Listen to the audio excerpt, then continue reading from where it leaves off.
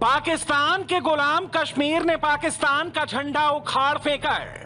PoK की कठपुतली वाले प्रधानमंत्री की टेबल से पाकिस्तानी झंडा हटा दिया गया है। वज़ीर-ए-आज़म इमरान खान उल्टे लटक कर भी आ जाएं तो भी आजाद कश्मीर सूबा जो है वो नहीं बन सकता। पाकिस्तान की जो हुकूमत है वो चाहती है कि आजाद कश्मीर हमेशा उनके गुलाम बना रहे।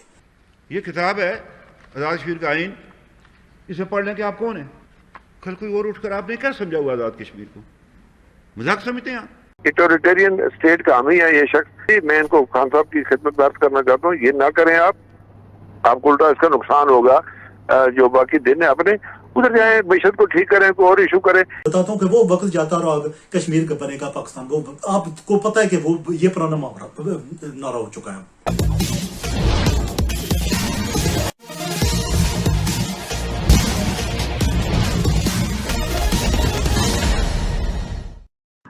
पीओके और गिलगित बल्तिस्तान के लोगों में पाकिस्तान के अवैध कब्जे से मुक्ति की आग पहले से ही जल रही थी, पर इस आग में घी का काम किया जब पाकिस्तान के प्रधानमंत्री इमरान खान ने पाक ऑक्युपाइड कश्मीर पीओके में होने वाले चुनाव को आगे टाल दिया। फिर क्या, पाक ऑक्युपाइड कश्मीर के प्रधानमंत्री राजा फारूक हैदर सहित पूरी जनता पाकिस्तान के विरोध में सड़क पर उतर आई। राजा फारूक हैदर ने तो यहाँ तक कह डाला कि इमरान खान अगर सूली पर भी लटक जाए तो पीओके पाकिस्तान का नहीं हो सकता। क्या है पूरा मामला, आइए सुनते हैं।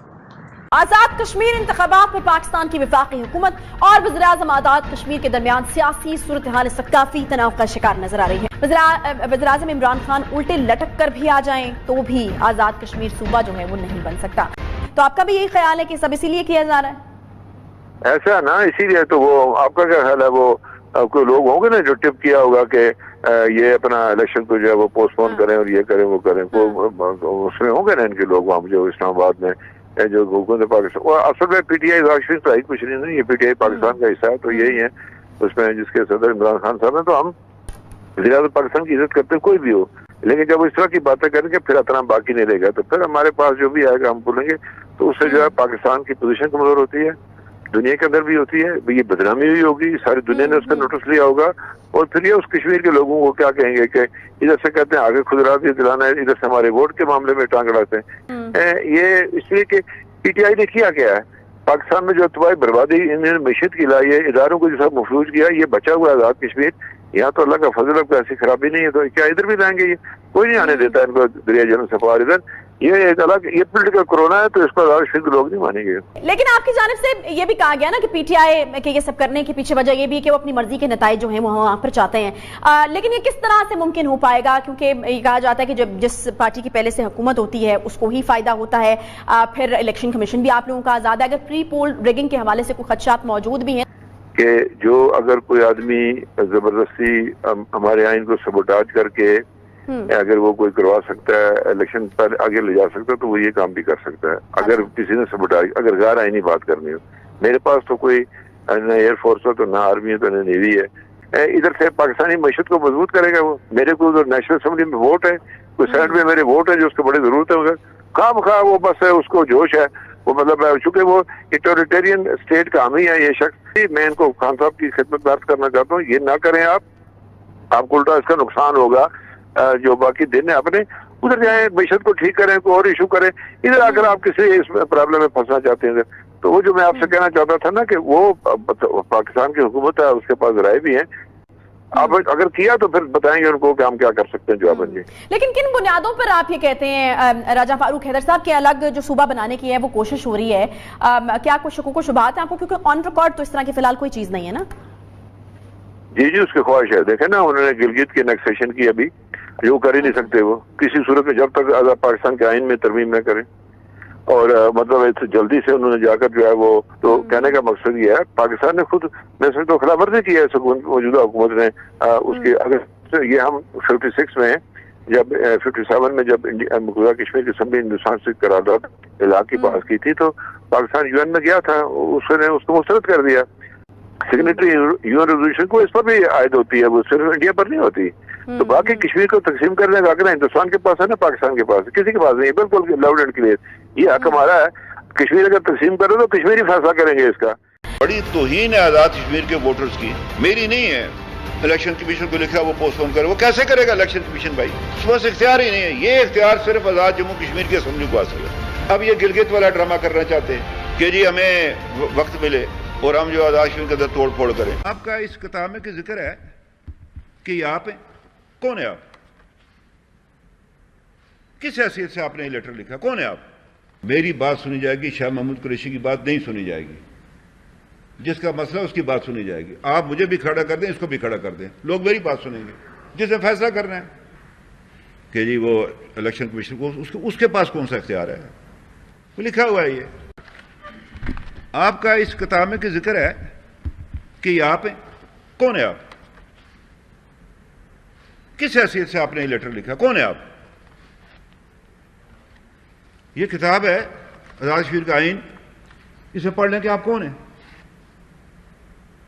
कल कोई और उठकर आपने क्या समझा हुआ आजाद कश्मीर को, मजाक समझते हैं आप कि जी हमें वक्त मिले और हम जो आजाद कश्मीर के अंदर तोड़ फोड़ करें। शर्म आनी चाहिए इस सोच और फिक्र को, अगर इस्लामाबाद में बैठा हुआ या बनी गाला में बैठा हुआ कोई शख्स या कोई ग्रोह सोचता है इस बात को। ये ऐसे नहीं होगा। मैं, मेरे साथी, मेरी जमात, आज़ाद कश्मीर के वोटर हर इस सूरत हाल का मुकाबला करने के लिए तैयार है। खाम खा आज़ाद कश्मीर को अंदर जो है बदअमनी न पाई, पूरा मुल्क बदअमनी में फैला। ये जो लोगों को पवित्र करने का जो तरीका इमरान खान साहब ने अपनाया है, ये सवाए पवित्र करने जो है गंदगी को मजीद इजाफा करेगा, आज़ाद कश्मीर के अंदर सियासी कशीदगी पैदा करेगा। हमने तो लिहाज नहीं करना, मैं क्यों करूं लिहाज, मेरी पार्टी क्यों करे, आज़ाद कश्मीर के लोग क्यों करें? नहीं, अगर वज़ीर आज़म को अपनी इज्जत का ख्याल है तो ना सही, हमें क्या है। मैंने पहले भी उनसे गुजारिश की थी जब मैं पहली बार उनसे मिला था। मैं आ रहा था, उन्होंने कहा नहीं जी आपने फलां जगह भी जाना, फलां जगह, कब मुझे बेल्जियम या अमेरिका, बरतानिया, उधर जाएं, आप अपनी बात करें हिंदुस्तान के खिलाफ। तो याद आया कि पाकिस्तान की जो गवर्नमेंट है जो वो आजाद कश्मीर को हमेशा गुलाम रखना चाहती है, तो वो वक्त गुजर चुका है तुम बातों का, आप ये कह रहे हैं अभी। क्योंकि मुझे ख्याल है कि आपको महसूस होने लगा है कि मेरे ख्याल है पीटीआई की हुकूमत बन जाए वहां पर, तो अब उस वक्त आपको आजाद कश्मीर के लोगों ने वोट दिया, आप आजाद कश्मीर के वजीर आज़म हैं। You have nothing to do with Pakistan. बताता हूं कि वो वक्त जाता रहा, कश्मीर का बनेगा पाकिस्तान, वो आपको पता है कि वो ये पुराना नारा हो चुका है। कश्मीर बनेगा पाकिस्तान नहीं, कश्मीर आजाद होगा। ये कश्मीर पाकिस्तान से बांग्लादेश नहीं संभाला गया, पाकिस्तान से बलूचिस्तान नहीं संभाला जा रहा, पाकिस्तान से कराची नहीं संभाला जा रहा, वो पाकिस्तान से कच्चे सिंध में जो कच्चे के डाकू हैं वो नहीं संभाले जा रहे, पाकिस्तान से डेरा गाजी खान में डाकू हैं वो नहीं संभाले जा रहे। तो आजाद कश्मीर को कैसे संभालेगा, मुझे बताएं। कश्मीर एक आजाद हो जाए तो वहां का भी जम्मू, श्रीनगर, जम्मू वो भी साथ हो जाए तो पाकिस्तान कैसे संभाले जाए, मुझे बताएं। कश्मीर का ये हमारा ठीक है, पाकिस्तानी हमारे भाई हैं, हम पाकिस्तानी अपने खुद को कहलवाते हैं, लेकिन हम जो है वो आजाद कश्मीर के रहने वाले हैं, हम कश्मीरी हैं। अब कश्मीर जो है वो कभी भी किसी का चमचा नहीं है, किसी का टाउट नहीं है, किसी का गुलाम नहीं है। उसका नाम आजाद कश्मीर किसी ने सोच कर डाला था। तो आप अपनी इज्जत का ख्याल रखिए, हम आपका साथ देंगे, आप अपनी इज्जत का ख्याल रखिए। पाकिस्तान का जन्म इंडियन पार्टीशन एक्ट 1947 के प्रावधानों के तहत भारत का बंटवारा करके हुआ था। उस समय भारत में 3 प्रकार के राज्य थे। पहले प्रकार के राज्य वे थे जो सीधे तौर पर अंग्रेजों के अधीन थे। दूसरे प्रकार के राज्य प्रिंसली स्टेट कहे जाते थे, जिनकी संख्या करीब 565 थी। इन राज्यों में सीधे अंग्रेज का शासन नहीं था। इन राज्यों के शासक या तो राजा होते थे या नवाब कहे जाते थे। इनको अपनी सेना, अपना न्यायालय, अपना पुलिस, अपना कर प्रणाली आदि रखने की स्वतंत्रता थी। इन लोगों ने अंग्रेजों से समझौता कर रखा था, जिसके तहत इनको भी अंग्रेजों को कुछ कर देना पड़ता था। जम्मू कश्मीर राज्य भी स्वतंत्रता प्राप्ति के समय एक प्रिंसली स्टेट था। उस समय वहां के राजा हरि सिंह थे। तीसरे प्रकार के राज्य वे थे जो उपयुक्त दोनों प्रकार में शामिल नहीं थे, यानी वे न तो प्रिंसली स्टेट थे और न ही सीधे तौर पर अंग्रेजों के शासन के अधीन थे। उदाहरण के लिए गोवा, जो उस समय पुर्तगालियों के अधीन था। आप लोगों को जानकर ताज्जुब होगा कि पुर्तगाली गोवा में 450 साल पहले ही आ चुके थे जब अंग्रेज भारत में आए, यानी अंग्रेजों से पहले ही पुर्तगाली गोवा में पहुंच गए थे। इसके अलावे जब पुर्तगाली 1961 में गोवा से गए तब वह गोवा पूर्ण रूप से भारत का राज्य बना। उसी तरह फ्रांस भी भारत के राज्य पौंडीचेरी और बंगाल के एक छोटे से शहर चंदननगर पर अपना कब्जा जमाए हुए था। यह भी अंग्रेजों के पहले ही भारत में आ गया था। यहाँ तक कि गोवा पर भी फ्रांस का पुर्तगालियों से पहले कब्जा था। फ्रांस 1954 में चंदन नगर और पांडिचेरी को छोड़कर गया, तब ये दोनों इलाके भारत का पूर्ण अंश बने। जो राज्य सीधे रूप से अंग्रेजों के अधीन थे, उनका बंटवारा अंग्रेजों ने इंडियन पार्टीशन एक्ट के तहत कर दिया, पर प्रिंसली स्टेट को यह अधिकार था कि वे भारत के साथ रहें, पाकिस्तान के साथ रहें या अपना स्वतंत्र अस्तित्व बनाए रखें। राजा हरि सिंह उस समय जम्मू कश्मीर के राजा थे और उन्होंने जम्मू कश्मीर को स्वतंत्र अस्तित्व बनाए रखने का फैसला किया था। उन्होंने न तो भारत के साथ और न ही पाकिस्तान के साथ मिलने का फैसला किया था।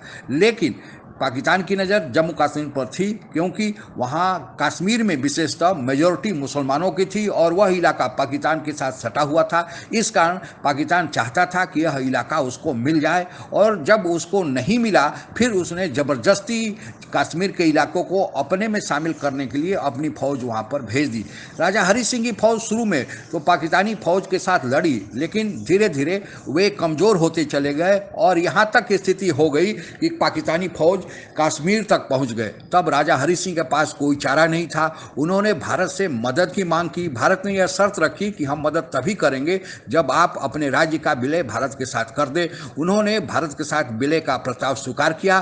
तब भारतीय सेना कश्मीर में पहुंची और पाकिस्तानी सेनाओं को पीछे ढकेलने का काम शुरू किया, लेकिन अंतर्राष्ट्रीय हस्तक्षेप के कारण युद्ध विराम हो गया और जो जहां था वही इलाका उसको मिल गया। इसीलिए आज जम्मू कश्मीर दो टुकड़ों में बट गया है। एक अवैध कब्जे में पाकिस्तान का है, जो पीओके और गिलगित बल्तिस्तान कहा जाता है।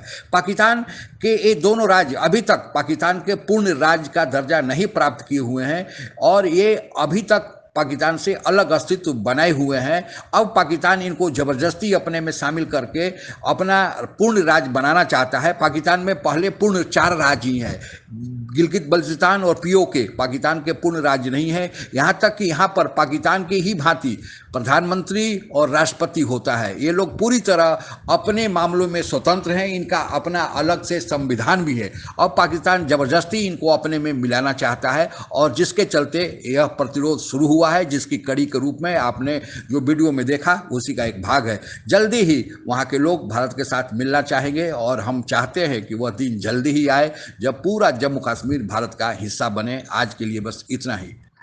आप अगर हमसे जुड़ा रहना चाहते हैं तो कृपया मेरे चैनल को सब्सक्राइब करें तथा बेल आइकन भी दबा दें ताकि नई वीडियो की जानकारी तुरंत आप तक पहुंच जाए। धन्यवाद। जय हिंद।